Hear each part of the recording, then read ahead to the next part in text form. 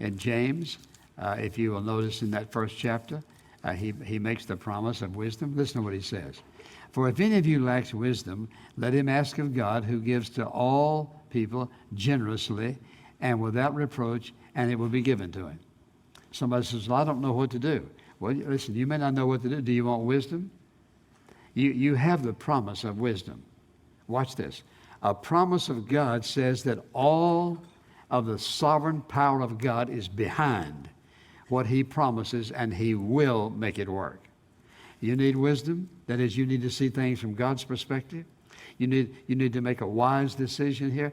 You have that promise that he will grant you wisdom in every circumstance of life, because that's who he is.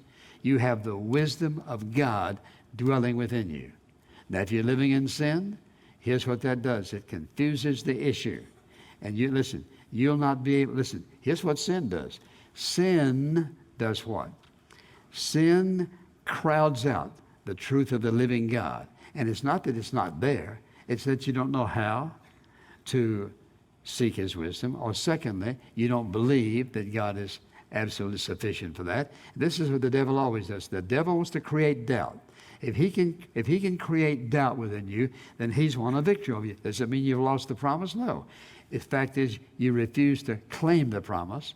And so what happens is you make very unwise decisions, and then people say, God should have stopped it. No, God has offered you wisdom. That's a promise from him. Listen, in every single solitary situation, you have a promise from God that he will give you wisdom to know how to respond or how to react in that given situation. That's one of the things that makes us wealthy.